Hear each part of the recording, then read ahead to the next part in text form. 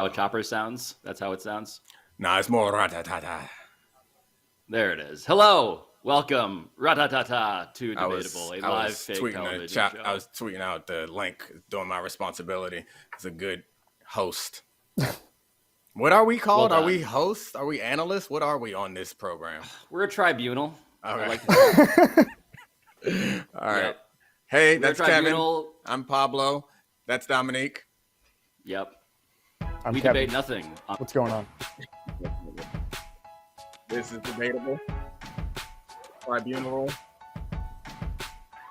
Oh, man. Football season's not here, but we got some football faces. 2 big football faces on here. And Pablo's a fake basketball face. I am as real a basketball face as you'll find on fake television, Alabaster. Please let me prove my credibility. Oh, That's right. We are starting with the team that Pablo has pseudo abandoned, or I should say rather hedged with the Nets. And our question is, after 2 games where the 76ers, Joel Embiid, and James Harden have looked amazing, do you agree with Embiid's assessment that the new 76ers are unstoppable? I need to clarify my relationship with this team emotionally at the top here, because I've been huffing this drug for now 3 days, and this high is so fantastic. The Joel Embiid, like, hey, guess what? I'm the closest thing to Godzilla that exists in professional sports, and now I can't be double teamed thing. Like, yes, pure uncut MVP style symptoms here. I mean, 37 points, 23 of 27 from the foul line. Like, Your we drug, can get your into drug the analogy is like, I feel like if you're huffing it, Go I don't with think it. it'd Go be with pure and uncut. Like, I don't know. I'm not a drug expert, but things that are pure and uncut, I feel like are not also huffable. Like, would you like huff markers or paint or something? I don't know. You don't. So you just got pure uncut Sharpie? Is that what you're doing? I'm just very reckless with it.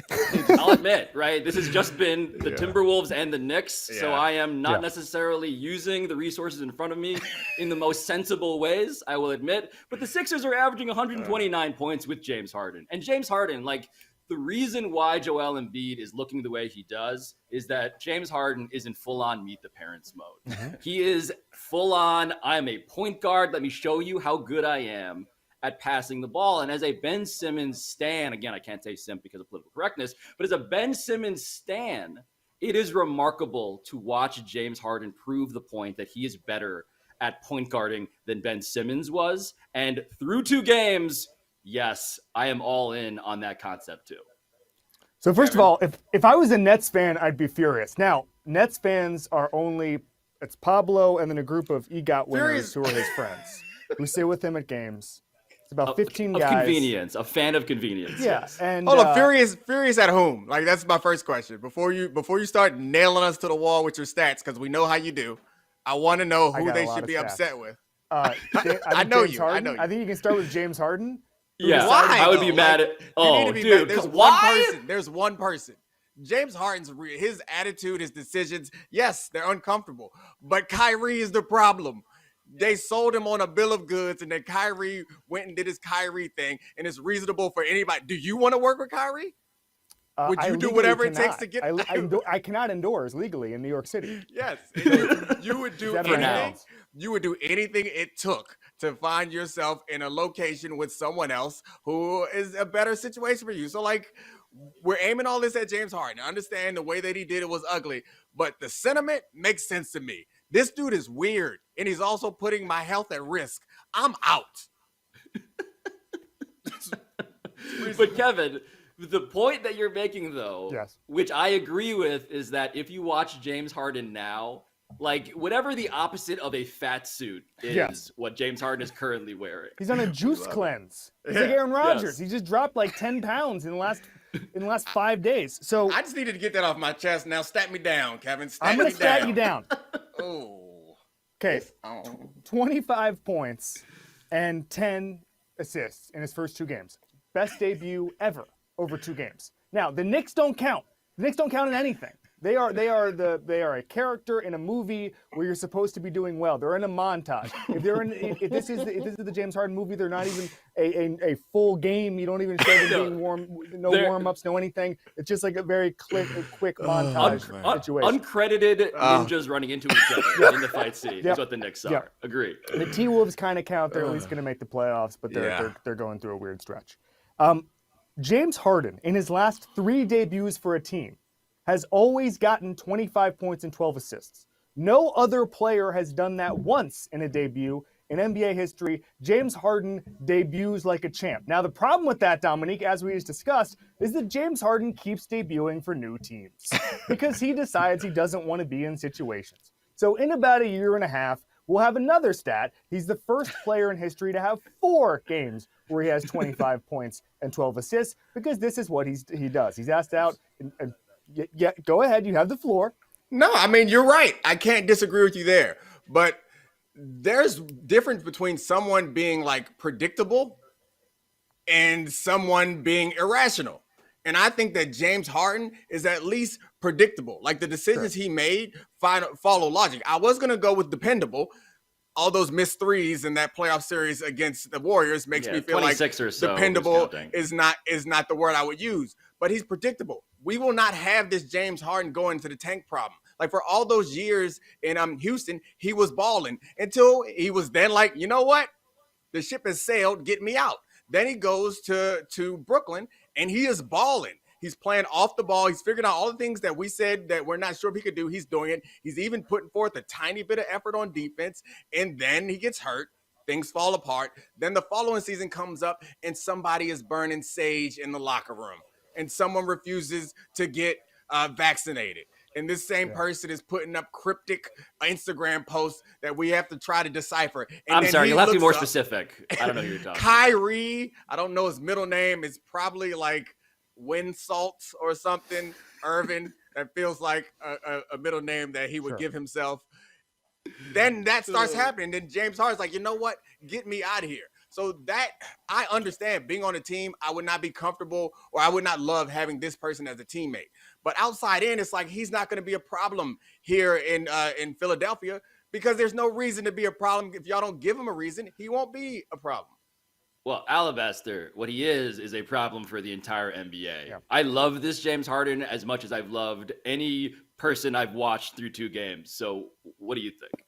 Kyrie Irving's middle name is Andrew. Carry on. Boring. Well, let's unpack that, Pablo, because the reason you should be furious if you're a Nets fan is, and you know all of them, so you can just canvas that and you can get back to it. You can put them on a group text right now. But the reason you should be furious is that this is going to work. 37 combined free throws against the Knicks, 22 combined against Minnesota. Set me down. James Harden it took him 1 game to hit as many career threes on the Sixers as Ben Simmons did. 5 versus 5. Congratulations. Didn't need that stat. And Maxey is the key. He has 24 points per game in the last 2 games. I believe he had 17 points per game this via our buddy Kevin O'Connor, 17 points per game in the 25 games before the trade. 28 points on 16 shots in his first game, 21 points on 14 shots in his second. He's getting to go against weaker defenses. Stars matter. That's all that matters in I was going to say football. That's all that matters in football, but it also matters in basketball. And kind of downstream from all of that is guys like Tyrese Maxey, and that's going to matter in June. So again, hold on, a guy like Maxey. Pablo. Again, before you go, Pablo, the question is for the couple of Nets fans. Who are you mad at? You are getting Ben Simmons, presumably a better fit in the situation. Okay. So the person who caused the problem, we all agree, was Kyrie Aloysius Winsalt Irving. Andrew. All right. Okay. So and then because of this foolishness, you get a person who we all seem to believe can play good or great perimeter defense and does not want to shoot and is reasonably a good fit. So why are they mad and who are they mad at? Okay. I think there's 2 people to be mad at. One is James Harden, which I've already diagnosed. The other is, are we sure they should have done this trade without Maxey going the other way? Like, couldn't you have just dug your heels in? That to me is the problem with this whole situation, is that they let the 76ers become a super team, which when you're in your own conference, I don't know, that just makes me a little uneasy. So it is absurd that Daryl Morey, who, by the way, that sound you hear in the distance is Philadelphia chiseling a statue of Daryl Morey. It is absurd that Daryl Morey did this deal without giving up Tyrese Maxey or Matisse Thybulle, right? Those are the two young players that the Sixers wanted as parts of their core. They did not give them up because they gave up Seth Curry, who, again, is super valuable for the Nets. It's just that right now, when Ben Simmons is not playing, all of this remains in the realm of the theoretical. I am very bullish on the Nets, Dominique. I'm bullish on them as even title favorites. But what the Sixers are doing right now is making me rethink all of that math, again, after 2 games. But what did you want to say? I didn't listen to anything that you said. I was busy having a conversation with myself about the city of Philadelphia. So, the Rocky statue, did they put it up for the movie and then left it? Because it wasn't in Rocky 1, right? It didn't come till like a later Rocky. It was in Rocky 2. So did they put it up for the movie and left it, or was the movie so popular that after the movie, after a couple of them came out, you're like, you know what? We need to put this thing back up for good. No, Dominique, they're taping Rocky 5 into the Rockyverse, a multiversal exploration. I got a serious question. The statue exists. I got a serious question. How do you out-goofy me? That was a serious question I want to know the answer to. Someone research it. When did the Rocky statue go up? Did it go down and then go back up? That's honestly a great question. Go next to it? I've never considered that, the origin story. Alabaster has an interjection card down. How should Daryl Morey feel if he gets a statue in a city like Philadelphia? Well, also, Nick Foles has a statue sponsored by Bud Light in that city. Right? Where is that statue at? It's the Philly special. Does it turn blue when it gets real cold, or is that the other brand? Is there a worse city? This is the new question. Is there a worse city to have a statue? Is there statue inflation? There's a harsh statue inflation. I can't wait to the midterms so we can out the statue designer in Philadelphia. Are the supply chain issues affecting statues right now? Where's the bronze at? Where do we get bronze from? If we want to get into statue inflation, can we get to why Mount Rushmore isn't even on the Mount Rushmore of statues that have faces on them? Ooh, Pablo, let him know. Let him know about the best statue. Ridiculous. Absolutely. Ever heard of a little thing called the Sphinx? Yeah. Kyrie Irving has. Absolutely has. All over his Instagram page. Alabaster, I'm sorry. We've been steamrolling you in all sorts of ways, and you have an interjection card down. It's okay. I didn't think that Dominique was going to land the plane on that digression, but it turned out to be pretty fun. But at this point, I will pivot back to basketball. Based on what history? Oh, I don't know. The very checkered history of this show going off the rails and not when I'm on it. Not when I'm on it. They're playing always lame. Embrace debatable on that one. Sometimes it's a Captain Sullenberger situation where the plane is on the water, but it's down. Yeah. Birds need to stay away from my engine. That's you. Fair. Alabaster. I do actually have a basketball question for you, though, Pablo. Please. Was that where Sully landed behind Kevin? That's right. Yes. Right there. For the podcast audience, Kevin Clark is broadcasting from the East River. Talk about my detours, jerk. All right, you can go now, Alabaster. My question, I think we can all toss away the Embiid Harden fit issues that we thought based on the assists, how Harden looks great. That's the takeaway immediately. Yeah. I do have a question. Well, catch and shoot. All those things. People who thought that the ball wouldn't be in James Harden's hand, I guess in retrospect, looks crazy. But my question, Embiid is shooting more free throws per minute than anyone in NBA history. James Harden has been there before, and we've seen both of these guys not get the same whistle in the playoffs. Are you convinced that this team just has such a big margin for error that the change in style of play and officiating is not going to affect this team in the playoffs the way it has previous iterations of James Harden or Joel Embiid individually? So it's worth rewinding to the beginning of the NBA season, where the NBA and the NBA officials are basically doing the scared straight thing, where they're saying they're rounding up James Harden, Trae Young, putting them in like a fake cell and yelling at them, "This is what your life is going to be like if you try to draw fouls." And they decide not to call fouls, and they get scared, and it seems like, oh no, their games have been jeopardized. In the months since, Alabaster, correct me if I'm wrong, but they have kind of backed off. They've reached something close to like an equilibrium. In the postseason, will we see that whistle be as quickly drawn again? It's not out of the question. I mean, part of the issue with this team when we talk about unstoppability is that, yes, Joel Embiid shot 27 free throws in this game. And he is not James Harden. By the way, that sound in Dominique's house is kind of the alarm bells that go off in the NBA league offices at Caucus when they get word that Joel Embiid is attempting 27 threes. The record for made free throws in the game is 28. Way to integrate. Nicely woven. Always integrating like James Harden into the Sixers offense. So what happens when those guys get to grind down games, Kevin? Because you said it. The part of the unstoppability here is also the inevitability. Yes. Like, if you can't guard Joel Embiid one-on-one, like, this is what those unnamed ninjas on the Knicks roster, and I mean that in terms of, like, the guys in a fight scene, not slang words. Oh, yeah, I didn't realize how close you got there. Just to be very clear about this. But the reason they're fouling guys out, like Simmons and Robinson, are that I want to sit in that. they got nothing else to do. I don't want to sit in that. Kevin, save your boy. Step me down. So I agree with you, Pablo, Boosie on badass. most things. On most things you said, I have no idea what happened at the end there, but I agree with the basketball points there. A caveat, which is that one time I've watched the Tour de France for like 10 minutes of my entire life. Yeah. And this is how I view regular season basketball. 8 minutes too long. When I was watching it, there was some guy from a small village in like Italy who pedaled to the front just so he could like wave hi to his village. And it was just like, all right, we're going to let this guy go up there. He's going to do it. And then, and apparently this happens sometimes. And then he goes to the back and then, he did like his 10 minutes of effort. And now the real racing is happening, right? The guys on EPO are going to get to the front. All right. Anyway, that's my view on regular season basketball. You can try for a week and try to completely change the narrative and succeed in most cases because everybody else is playing at 60, 70%, if they're playing at all. That's just kind of modern basketball now. Having said that, the pick and roll game with Harden and Embiid looks really good. It did not take a long time to figure out where they're going to be on the floor, how they're going to interact with each other. And then beyond that, I would say that the reason they get to the foul line is because they put pressure on defenses. And it's not cheap stuff. I mean, it is, when you get 27 free throws, there's going to be some cheap stuff, but it's sustainable. They're not going to swallow their whistles entirely in the playoffs. Maybe they will in Game 7 of the finals if they get there. But I'm saying that this is the reason they're getting to the line is because they put pressure on defense, because they can score from anywhere, because they have a pick and roll game, and because, frankly, defenses are scared of them. Ben Simmons did not scare defenses. We have a lot of screen grabs that we've all tweeted out. Don't call for the screen grabs. What screen grab? I don't know what screen grab you're talking about. Well, I'd like to see it for the first time in my life. Any time of the, That's what's happening there? Let me tell you something. Thank you That's for a rich grabbing that genre, a screen. rich tapestry. You could get hundreds of screen grabs here. We could fill the rest of the show with analysis of screen grabs. Pablo, I'm sure you would love to see that. So I think that there are just this is a change in the style of basketball, and it's sustainable in a way that's going to matter in the playoffs.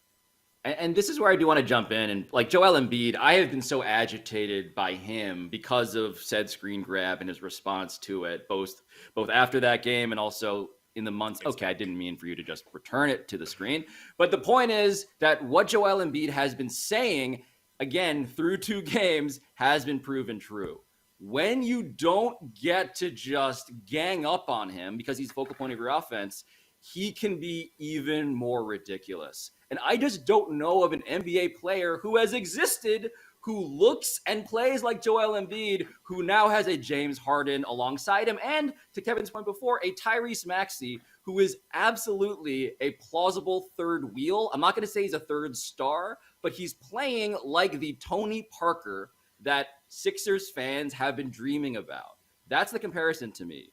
Like a guy who is a point guard in name, but also can be off the ball and cut and shoot and spot up, which is exactly what, again, these Sixers had not had really before. I want to ask a question, Pablo. Kevin Durant is the most online superstar we've ever had, but he doesn't necessarily act online. Like he does it when he's on Twitter. Joel Embiid seems like he's acting more online than any superstar in the history of this league. He is posting when he talks. He is posting tweets in his press conferences. That is what he's doing verbally. Yeah, Joel Embiid is a meme lord. Yeah. Just a straight up like shit posting meme lord. And what I have to apologize for is the fact that a lot of things, but mostly that those posts are less S-wordy than I realized, because it turns out that I want Joel Embiid to have what he demanded. And it feels great as somebody who is, again, definitely consistently in favor of this basketball team. I want to rewatch or re-listen to Friday's podcast when we were on here. Me, Don't need to. you, and David Jacoby, and you guys cackled at me when I said all the things that were going to happen. They ended up happening. Like, oh, James Harden? Oh, he can catch and shoot. This team is going to be really good. Oh, adding James Harden is not going to get in the way of Joel Embiid, but actually give him more room, and he's going to play even better. These are all things that I said was going to happen, and you all looked at me like I was silly. Oh, James Harden isn't washed. He was just pretending to be washed so he could get out of town. He wakes up one morning, and now he's slim and trim and cooking. So, best basketball analyst at ESPN, you're looking at him. You don't think pretending to be washed is a problem?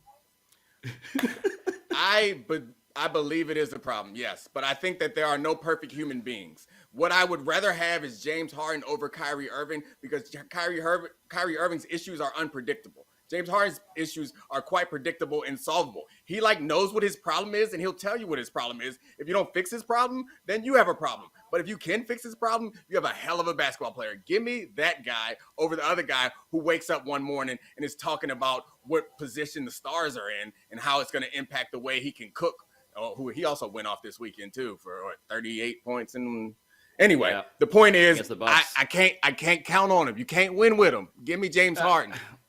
Alabaster, what I'm hearing Dominique Foxworth defend in his defense of James Harden is a defense, of course, of Dominique Foxworth. I got to go back and grind some tape, but I'm pretty sure that on Friday we just sort of got derailed and didn't really address the topic. Yeah, that's mostly what happened. Liars. Check that reel. With that said, to By the bolster way- Dominique's point, James Harden, much better at basketball than Kyrie Irving. Always has been. Was always the Nets' second best player. You're pretending to be washed thing gave me an idea for an award. Instead of it's kind of the anti-most improved, it's just the not washed award. Like not actually washed award. We could name it's like the veteran who we thought maybe was out of it a little bit. I don't know who we'd name it after, but now he's back. He wasn't washed. He was just out of shape. I also love that because the campaign season for that begins the season before. Yes.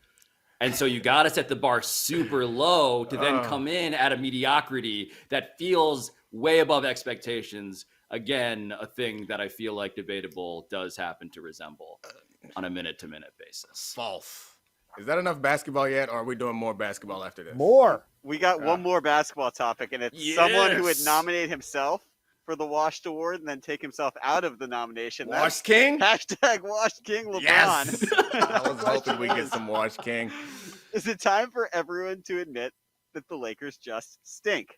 I thought we already admitted that. I already did this on this show back when it was football season. And I had to Google what the NBA was. It was such an obvious take back then. Yeah. Well, but this is what's okay. Alabaster, defend your show. Dominique, on Friday, you said that nobody wants to see the Lakers in the playoffs. I never said nobody was a. See, you don't listen. You don't listen. They're the team. You No one don't wants listen. To see. You don't listen. Yes, they stink, but a healthy LeBron and a healthy AD is scary. You're gonna say it's not? Oh, okay. So Dominique is making a commentary on the nature of a stank, right? It's sort of like, is this something that is transient, or is this something that is about who you really are and cannot be scrubbed away? Just shave the layer of stink off, and underneath you got AD and LeBron, which is dangerous. Wait, Dominique believes in the OxyClean theory of the NBA postseason. You just spray it on there, you rub a little off, and there you have. I think more contention. More like moldy bread. You just take off that blue. Just take off that blue. The rest of it is good. Just cut around the moldy bread. Cut around that green. It's all right, little white foam. It's not gonna kill you. Cut it off. Rest of that bread is good. It is, Kevin. Don't act like you never had no moldy bread before. First off, the moldy bread take that Dominique just unleashed on us demands a response of some kind. I feel like it is also an obvious response, which is that is not actually. Everybody's done it. You are the only two people in America who have never cut around moldy bread. You can't trust that everything else is fine. That's what I mean. You've done it, and look where you are right now, still alive. It's an indicator of a bad loaf. Right. It's an indicator that that portion of the loaf has aged. The rest of that portion, the rest of that loaf is young as hell. Give it a shot. Toast it if you got to. Let me just ask a question. Explain what the Lakers analogy is here. Land this plane. Oh, I got this. No, I got this, Dominique. Let me okay, co-pilot this for you. Russell Westbrook is the mold. Right. But no, I understand that. But the problem is that if you remove the mold, it's not like that anything gets better necessarily. So this is what we saw. I mean, to Kevin's point, right? This is what we saw yesterday, right? The Lakers get blown out by 30 by the Pelicans, and it's one of those games. And the Lakers are now 27-33. Only 2.5 games ahead of the Pelicans, who are an 11 seed and are in obvious chaos with Zion, etc. But what we saw in that game was like the sort of thing that happens where the blowout is so big and so immediate and so nationally broadcast that the game kind of becomes like a political rally against the team. And it's sort of like everyone's just discussing, like, we got to do something about this. Like, we are not in favor of this team anymore. Like, how do we revolt against this team? I'd say it's the number one geopolitical topic right now. Yeah, I'm sure it is. Is the Lakers roster construction. We should. The BBC was all over this. We should storm crypto.com arena and stage an insurrection. We need new leadership in there. So what LeBron James is trying to point out as all of these sort of actions are being called for is that, hey, look, LeBron's still good at basketball, right? What did he have last night, Alabaster? Something like 36 something or other, right? Just like a very casual LeBron-esque line. Like, he's been fantastic. But he's also doing the thing, guys, where he is now, again, speaking of autocratic governments, where he is calling out reporters by name and demanding that they be held accountable for reporting truths. Like, he called out Bill Oram of The Athletic saying, how dare Bill report this stuff? He's anti-Lakers. And it turns out that actually, like, there's a 2-hour meeting where the Lakers had to, like, rehash or unhash, depending on the prefix there, like all of the controversy around Rob Pelinka, the GM, and the owners, and Rich Paul, the agent of LeBron James. So all of which is to say, Russell Westbrook had 7 turnovers, so did LeBron, and they lost by 30. I feel like LeBron is anti-Lakers at this point. Justice for Bill Oram. Can I hit you with a stat, Dom? Oh, stat me down. 2 instances in history where there were 2 MVP winners on the floor for a team that lost by 25 points or more to a team with a losing record. Both of them are this year with the Los Angeles Lakers. That's bad roster construction. It's a bad stat. We all knew it was bad roster construction. Like, this is not a surprise. We all expected that. No, that's where you're wrong. It was a good stat. Oh, no. I meant that's a good stat. Oh, right. But it's a bad statistic. Yeah, no. You're anti I would good never. stats. I would I'm never. gonna start. We're just gonna accountable if they don't like my stats. I do not. We're just gonna cut around your stat. Yeah. I would never disrespect the Boosie badass of stats, the man who stats me down every time he comes on this show. I would never. Keep it up, sir. But I do think that what the point I was making last week, and I still haven't changed this point at all, is yes, this team stinks. However, if they are in a playoff series, if those 2 guys are healthy, it's not a normal team given this record. So let's not pretend like those 2 guys are not enough to scare people in a playoff series. If they are a 9 seed, they have to play in through the play-in game, and they sneak in, they're going to be a team that the odds that are put on the gambling for them is going to be much different than the odds you would put on the gambling for any other team with a similar record, because those guys are really good and they're scary. Okay, we've seen this before in the sport that we cover more than any other sport. It's when Brady and Belichick are telling us that they stink. And we keep saying, I don't know. I do not want to see them in January. And then guess what happens? They lose to the Titans, and Tom Brady for 60 minutes looked like Jameis Winston. Okay, he's just throwing pick sixes all over the place. That's what happens. When a team, there are very few instances where a team flips the switch and say, okay, now it's time to be good. You at least see something in the regular season. We've seen none of that. You're right. I can't argue with any of that. But when it comes gambling time, I'm not betting against the Lakers. Call it what you want. I mean, maybe LeBron's all about the narrative. He's trying to overtake Jordan. Maybe he's tanking all season so he can be the first 8 seed to win a championship. He's going to push for the Not Washed Award. Yeah, well, absolutely the Not Washed Award. But Alabaster, I feel like they also did this. And by did this, I mean, I'm going to presume that Dominique's strategy here is actually a strategy and not just, again, incompetence or malice. It's hard to tell, certainly with the Lakers. But they also did this last year, right? Like, this is not just a thing that the Lakers are opting into. This is kind of who they are. Yeah, they're not good. I know they're not good. The difference last year, they had competent role players and were up 2-1 on the Suns before a panic trade where they blew it up and traded for Westbrook. Dominique, I'm appalled by this hedge. This team is scary when they're going to be healthy, When are they going to be healthy? When? Anthony Davis is always hurt. LeBron James has a bad knee that he said won't be healthy until the offseason. So they're just going to be scary in perpetuity when they lose? Yeah, it's called a perfect hedge. Like I said something that sounds aggressive but can never actually be wrong. Learn the game, Allie. Learn the game. God, Dominique is gonna wait for some momentous playoff moment for the Lakers. He's gonna throw all these clips in our face. We're gonna be Max Kellerman talking about the cliff. I can't That's wait. what we just did to ourselves. It's gonna be, Dominique has flipped it. LeBron's worst nightmare is when the Lakers draft Bronny, and he just has to stay for 4 more years. He's going to be making all those 28 picks that they have. Oh, by the way, wouldn't it be incredible? You guys remember when LeBron was sort of still playing footsie with the Heat, but was on his way out, the smiling faces, Pat Riley quote, and he was like, I really think Shabazz Napier is awesome. Yeah, that was It would be terrible. amazing if LeBron Shabazz Napiered his own son. Oh, that was bad. That was bad. Saddled the Lakers with Bronny and then left. That was bad. Ugh. No. Ugh. The Magic did that with Big Baby Davis. They got Big Baby Davis to placate Dwight Howard. They got a championship.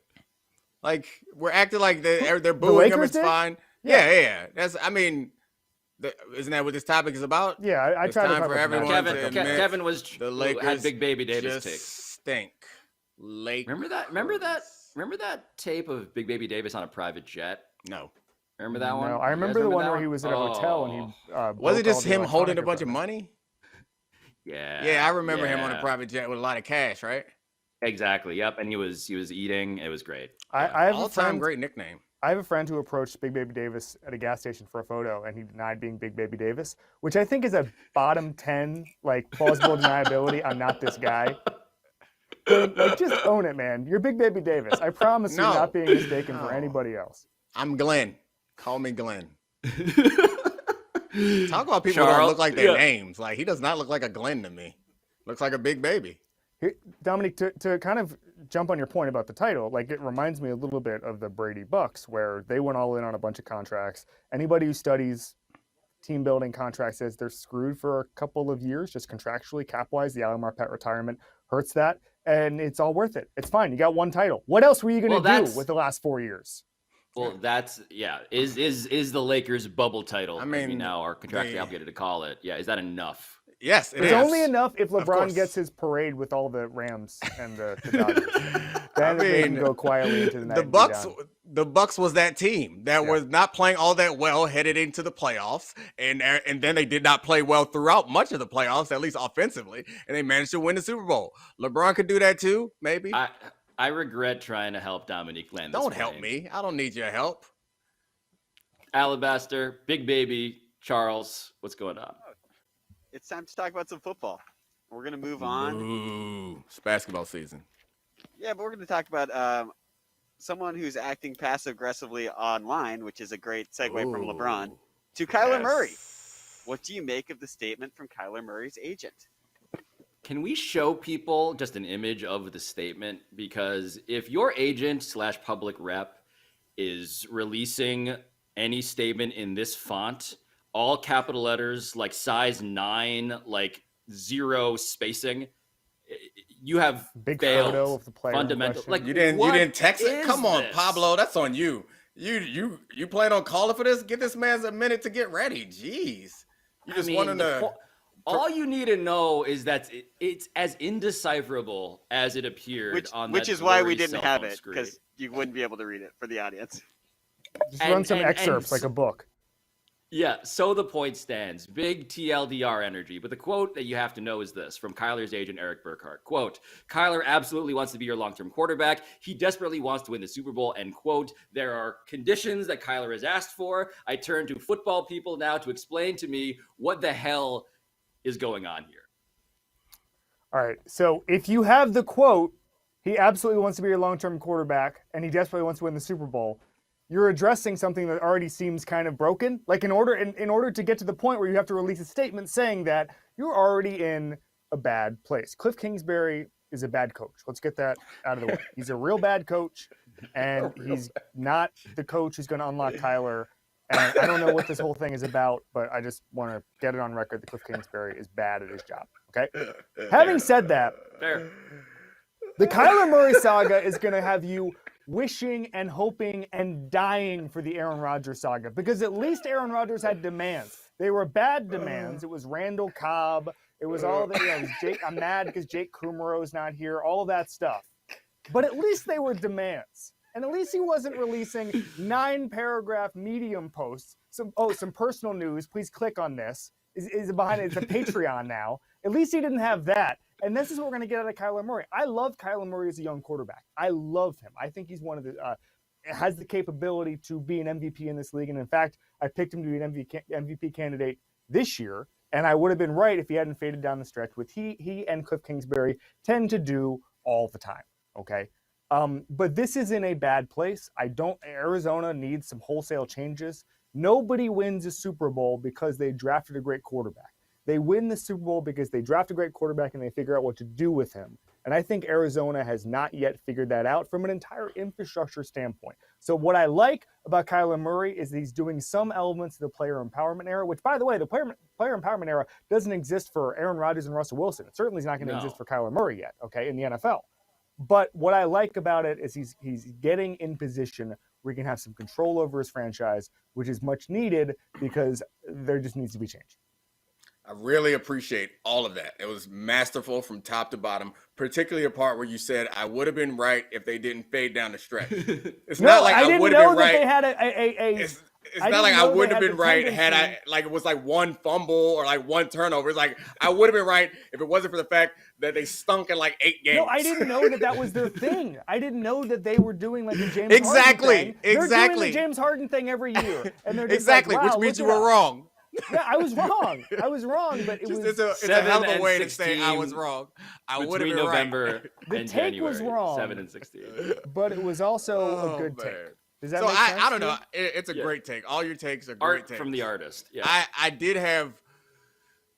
I mean, I don't know. The player empowerment era you brought up, you said it has not come to fruition for some of these players, but I'm not sure that you could say that it hasn't come to fruition if, like, Aaron Rodgers seems to have the power in Green Bay now. Like, he got in the players that he wanted, and but he didn't get to leave.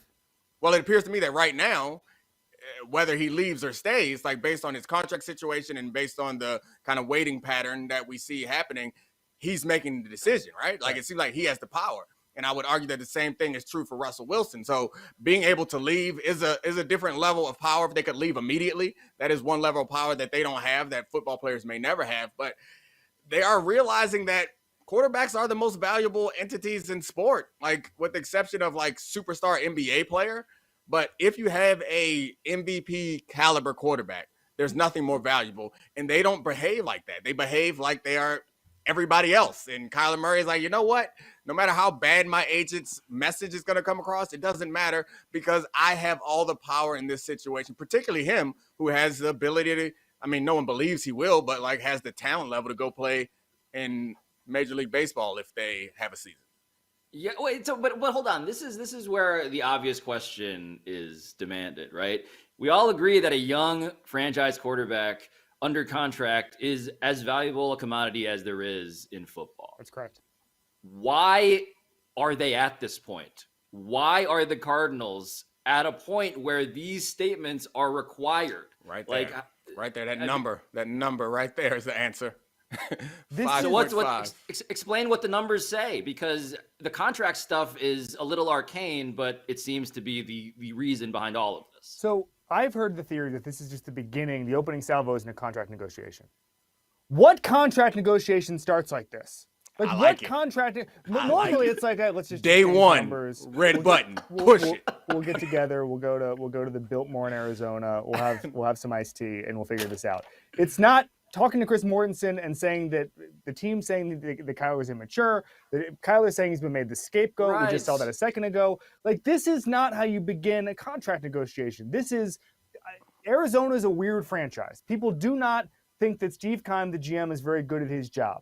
And now, let's marry that fact with what I said earlier, which is that Cliff Kingsbury is not very good at his job. You know who's good at his job? Kyler Murray. And I think he probably looks around and says, I'm pretty good at my job.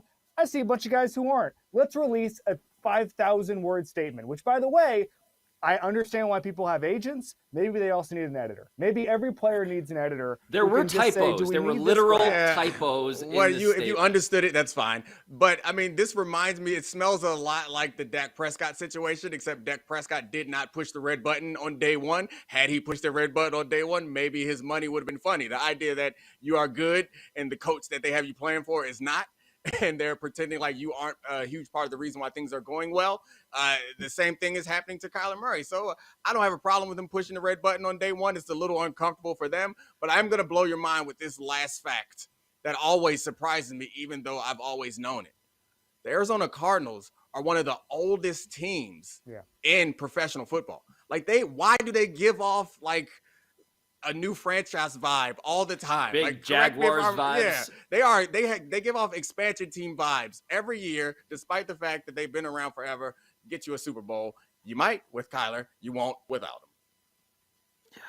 him. So Kevin, in your understanding of where the story can go next, do you see Cliff Kingsbury staying the coach of the Cardinals if this is the way the stakes are set up? Are they a team in that sort of new money way that Dominique is describing that is actually so incompetent that they would choose the coach over the quarterback in this way? Well, let's back up here, because is Cliff going to stay the coach? Yes. But it's also an organization that hired Cliff Kingsbury to be the coach. It's kind of a broken reasoning here, because the team that's keeping Cliff was the only team that was thinking about hiring Cliff, and then they hired him. So it was already a weird hire to begin with. So yes, he's going to be the coach next year. And I keep hearing, I mean, even when they were fading down the stretch, the reports were that Michael Bidwell wasn't happy and that he didn't like the collapse and all that stuff. And then nothing happened. Like, I never heard a second report being like, well, they met and they figured it out. Like, we're just in a state of unhappiness. Everybody seems to be unhappy in Phoenix right now. Everybody. And I don't know who. Dominic, do you know a happy person there? I mean, Larry Fitzgerald's just playing golf and stuff. He seems pretty happy. But like, other than that, I mean, Suns fans are happy. Yeah, but like, Suns in 4 guys probably good. Yeah, he's probably. I mean, unless he's a Cardinals fan. Ooh, Steve Keim, like, I don't know if that's the reason why Cliff Kingsbury is still there, because I'm not sure Steve Keim could survive another coach firing. Like, right? Isn't that part of the reason why he would be hesitant to let go of Cliff Kingsbury? Isn't that a problem? Like, I agree, it's a problem. You can't fire the bad coach because the bad GM can't. I'm trying to give Pablo an explanation. Like, this is a perpetual expansion team, as I pointed out earlier. Like, I'm not expecting them to be run well. They're run like an expansion team. They look like an expansion team. Surprisingly, because like when you look at old footage of football, you never see Cardinals helmets because they was always stinky. It was always stinky. Having said that, so frustrating. Who runs like an expansion team? Who doesn't spend? Who makes crazy decisions all the time? The Cincinnati Bengals. Cincinnati Bengals. Yes. That's right. And what did Joe Burrow do? He erased every problem the organization had by being Joe Burrow. Well, and not every stage is set for Kyler Murray to do that. And I promise you, Kyler, if you're watching, and I'm sure he is, he's very online. He is. Is this on Twitch? Yeah. It will be now. He's on Twitch. He's definitely watching. I promise you, Kyler, if you do anything close to what Joe Burrow did this year, you can fire whoever you want. You can install anything. Why wait? That's the point to me. Is like, he doesn't have the capital for it.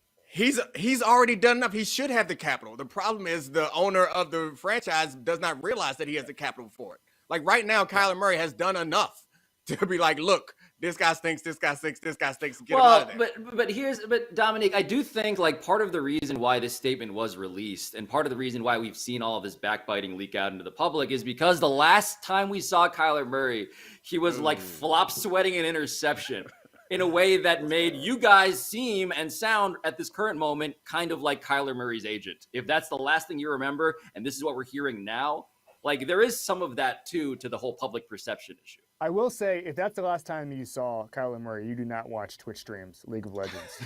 Okay? And I wish you would not erase a huge part of the fan base. He's a triple threat: baseball, football, esports.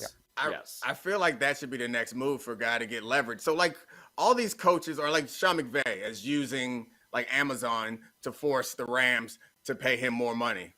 Why can't quarterbacks start doing that too? Like YouTube? I'll $30 million from YouTube? Yeah, I'll threaten to leave. I'll Romo you right away. I'll leave and get paid. and then use that as a negotiation. All of them should do that. I love the idea that Kyler Murray is now going to build the market like a sports writer. We're going to go to Amazon. We're going to go to Substack. We already have crazy long posts that no one's reading. Don't forget about the Ringer. Like, geez. Oh, yeah. Sitting right below you. You can pod.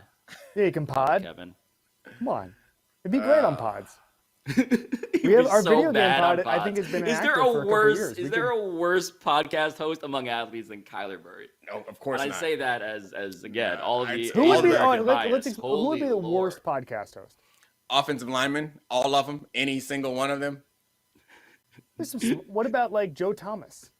Joe Thomas is good, like, what the and hell, the guys, what's the Bussin' Taylor the Lewan, boys? Yeah, they're good. Taylor Lewan. Okay, I was wrong. That's 2. Yep, in my whole life, second time I was wrong, and the 2 offensive linemen are good at podcasts. Write that down. Wipe me down. Stat me down. I don't have any stats for this. Cliff Kingsbury's bad is my stat. That's a great one. That's What a you good got, stat. Allie? My data point. I have a question, Kevin. I know you're really high on Kyler Murray, but do you think he's good enough that he's worth surrendering a franchise to? Like, just giving him the keys, basically? Has he proven that? Sure. So he's not, if you're the Los Angeles Rams and Kyler Murray was there, he's not good enough to surrender that franchise. What franchise are you surrendering in Arizona? You're firing the guys that need to be fired already? If you're the Patriots and you get Kyler Murray, the Crafts would be like, no, we're going to take Bill Belichick's side. But I think that it's all situation dependent. Kyler Murray deserves capital in Arizona because nobody else deserves. And I would argue that, or not argue, but point out that in negotiations, it's not much about what you deserve. It's about the leverage and power that you have. And in this situation, there's one person with like irreplaceable talent. There's one person who is holding on to this golden ticket. It ain't Bidwell, it ain't Keim, it ain't Kingsbury. It's Kyler Murray. You walk in this league and you can show from day one that you're a 2-time Pro Bowler, potential to take a team deep into the playoffs, or even just make your team relevant. Like as his agent pointed out, they had 2 wins before he got there. Now they're putting up 11. If you have that, you have the leverage. And should you hand over your organization to Kyler Murray? No, you probably shouldn't hand over your organization to any player. But you shouldn't give LeBron James all the power. But you know what happens when you give LeBron James all the power? You get LeBron James to play basketball. You give Kyler Murray all the power, you get Kyler Murray to play football. If you want to go back out here and try to rehab Rosen or find some other quarterback, knock yourself out. Who cares whether he deserves it or not? You have to give it to him because you don't got no choice. It's also a short game. Oh, yeah. Also that. Or, perfectly average king, depending on your statistical understanding of the nuances of height in America. But also apologies, to the Knicks. I called them the utmost example of uncredited martial arts side characters. I don't like it. I don't like where we're going. Steve Keim is absolutely the guy sending those ninjas out into a fight. Just like he's that bald dude. And just looking real villainous. Kingpin-esque, I would say, Alabaster. Oh, I love walking this line with you, Pablo. It's so fun. It's terrifying for me. All right. Let's do one more topic. Oh, your camera's moving. Mine? You missed it. Not you. It was Kevin. For the podcast audience, Kevin moving? Clark is now floating down the East River he's on a tube. Yeah, you just know what moved else? to a The different other part of background Brooklyn. on here is the Jalen and Jacoby background, which I want to use for an episode of this. All right, guys, one more topic. We're going to do one what are the chances here? All right, guys, what are the chances we have a soundbite for this? What are the chances Shaq was a good teammate? Play it. We used to always play jokes. Yeah. Shaq is a jokester. Oh, yeah. So if one of the rookies would be in a stall, he would take a bucket and use the bathroom in it for about a week. Okay. And then all of a sudden he'll pour it on them. I'm sorry, just to recap that clip, a week of Orlando quote-unquote Magic great. going Shaquille O'Neal. to the bathroom. And I suppose there are valid follow-up questions. I'd never seen that before. But just what does going to the bathroom entail? No, there's no need for follow-up. I don't need any question. more investigation. Like if 1 or 2, that's That's no. Gary That's not Payton being a started that jokester. sentence out with Shaq was a jokester. Yeah. It was a real misrepresentation of what was to follow. It's not a joke. Shaq was a felon. Like, that's a felony. Like, that is terrible. It's not a joke. No one's laughing at that. Oh Lord! But also, what are the because it was Shaq, chances? did people have to laugh at it and be like, "Oh, Shaq, the master of jokes once again"? Shaq impression? That was perfect, right? I nailed it. You heard it. Dominic just snuck in his Shaq. He just unveiled a Shaq impression. It was perfect. I mean, I'm not going to say anything bad about Shaq because he's very large and clearly he also watching this has no regard for human life if he's doing this to people. But I'm going to say he's a great teammate because he's really good. You get open shots, and that helps you. So 98% chance he's a great teammate. As long as you're not the one. I guarantee you, if you are a highly touted young player, you're not catching the PP bucket. I'm just going to say PP bucket because I don't want to. There's not a bucket big enough. I'll say it. There's not a bucket big enough. Bucket. There's not a bucket big enough. A week of Shaq poop, there's not a bucket big enough. What if they took like an ice one of those ice bath tubs? Oh, I hate you. And they just like dumped it on the head of like, who would this have been? Like Devin George at that point, just like drowning him in Shaq feces. I'm gonna go with 40%. Yeah. Because I bet there are like some guys who are like, count the rings, baby. Totally worth it. I'm gonna go like 25%. He also, I mean, beyond the poop bucket, there's also anecdotes about Shaq, burning bridges in the places he played. Like, this is a pretty good data point that he dumped feces on young players, and that Gary Payton found this hysterical, apparently.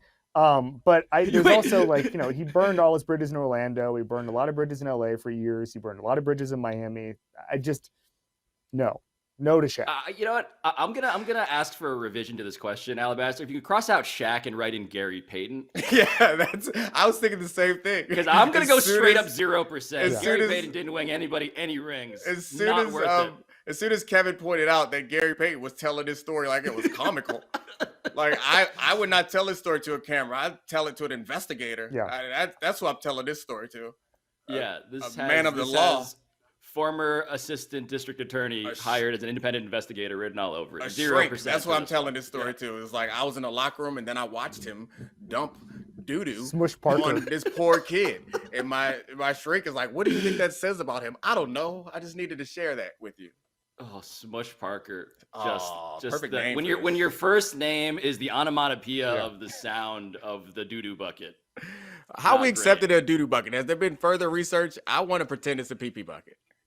I mean, and how bad is that bathroom? How bad is that for the like the custodial staff? Yeah, that was my Somebody's thought, got to too. clean There that better up. be some big Does tipping Shaq involved. like lay down plastic? Does he clean it up himself? Is he wearing a poncho while doing it? I hope so. Like and people gloves? in the first row at a Gallagher thing, smashing watermelons. I have a lot of logistical questions here that I'd actually like to follow up on. Maybe Tuesday on TNT or something we can figure this out. It's a hell of a commitment to what he's calling a joke also. Because if I wanted to do this to someone, I could not bring myself to stand over and carry a bucket of a week's old anything. Also, what was he doing? Where was the bucket for the week? It's like he was Clive Owen, an inside man. He was just like, all right, 7 days from now. Just Grey Gardening himself. I'm just going to poop in this bucket for 7 days. And then as soon as I can't even name Earl Barron. As soon as Earl Barron in Miami goes to the bathroom, this is going to be the best prank of all time. He probably DNP'd like 5 times because it's like, guys, I can't play tonight. I've got this really funny prank I'm preparing for. He DNP'd because he definitely peed, is what you're saying. And like pooping in DNP a bucket stands for something very different in this scenario. Go ahead. Yes. Pooping in a bucket sounds challenging too. Like Shaq, strong knees, great quads. Like, why are we still talking about this? You're saying the physics of Shaq pooping into a bucket that poses just... The physics of Shaq doing anything in life is like hard to wrap your mind around. And then like pooping in a tiny bucket or peeing in a bucket. Like all of that seems to be very difficult for me to imagine. I don't want to imagine it. I hate Alabaster for putting it on here. Are we out of time yet? I want to go and throw up. I feel like we're only beginning to get to the bottom of this story. Getting to the bottom of his bottom, as it were. Oh, God. There it is. Said Pablo. from noted bottom Pablo Torre. Anyway, Hey, Ooh. hey, hey, hey, hey, hey, your hey, words, hey. not mine. No. Yeah. Power. You forgot the adjective, which really does change the whole context. No, it doesn't. It really does. A few things to clean up as we get out of here. The first Oh. one, multiple viewers have reached out and advised you guys to not eat bread even after you cut the mold off. Apparently, you. it can be more Thank you, pervasive viewers. and make you sick. Cowards. The second part, how did we not hear about this story with Shaq sooner? We got a week Yeah. out of J.R. Smith throwing soup at an assistant coach. Yeah. Chicken tortilla. We got to the bottom of that one. Sounds too. like Shaq's teammates were really good teammates, even though he wasn't a good teammate. Yeah, might want to boost those numbers up, actually, in retrospect. That's good proof that he was a good teammate. For this, Or that he had no omerta. Yeah, Omerta, that was my thought. Yeah. After he did it, he walked in the locker room and said, "None of you saw this." And also, like, think about the penalty for crossing Shaq in the locker room. oh, He's established what he does. Yep. But I can't imagine that this was every young player though. Like this was like it had to be the players with no power, which is even worse. It's like the guy who's about to get cut. Like I have to endure the embarrassment of a Shaq feces bucket. and Shaq's then you version gotta of the sit me player home? empowerment era is you can't throw poop on them anymore. If they don't have power, no leverage, here comes the poop. Man, what's the statute of limitation? If I get cut, I'm suing Shaq. If I get cut off the team, like I'm gonna get me at least $500,000 for this incident. And the last thing we got is a tweet from Long Live the Queen, who just was pointing As out always. a teacher-student situation here. Dominique, hot take expert, hedges his Lakers take months before the playoffs. Kevin, hot take amateur, hedges his Cardinals take months after they play. I mean, he's learning. He comes around here with his numbers, trying to teach him how to flim-flam to people. He probably set up all night, looking up all these numbers, making spreadsheets. Come on here, say some fast stuff, then cover it up later. That's the way you got to do it. No, my hedge was Bob perfect, and which was weave. I would have been right had I not been proven wrong. This is such a What part of that don't you understand? Had the thing not gone wildly incorrect and off track, I would have been nails. But I don't think you can say If unless we it's can like reduce one months incident. of time Yeah. into one particular guys, aberration. I just reinvented the game by just saying that my take was correct even though it was wrong. Like I don't know. It what feels to tell like you on it that feels like you're saying like I would accept. I would have been right about predicting the Bengals will win the Super Bowl if Matt Stafford didn't throw a no-look pass. Like it's one play. And I'm like, okay, that makes sense. But instead you're like, I would have been right that the Browns would have won the Super Bowl if it wasn't for the fact that the Browns were bad all year long. Like that to me feels like what you're doing. No, It's just- I would have been right if I wasn't wrong. It's 1 month. They had one bad month. It's the same thing as one bad play. One thing. See, making the variable The unit size a is larger matter. unit of measurement. Yes, 1 to 1. Just one. 1 to 1, Yeah. Dominic. Okay, maybe Yeah. you are on another level of take or two. And in Shaq's defense, it was just one bucket. It was just one 7 bucket. days, all It was- sorts of It may have been orifices, It may but have just been multiple one buckets. bucket. Maybe multiple. We have no idea. Well. Gary Payton didn't specify. What if it was Lamar's just back, one guys. young player 20 times and Gary Payton just misremembered it? Hey, Lamar, you want to say bye to Pablo? Lamar, Hi. the one person on Debatable who can absolutely poop into a bucket, and it's totally cool. He's not a Lamar person. He's a Foxworth. cat. And Wow. his last name isn't Foxworth. It's Stormy. What is it? Lamar Stormy? Yeah, it's Sir Lamar Foxworth? Stormy, I think. No, I mean, the kids gave him wow. 3 names. That's very progressive. No last name. Yeah. Didn't take your last name. That is. Lamar. He's a cutie. I wasn't a cat guy until a couple months ago. Now I'm a cat guy.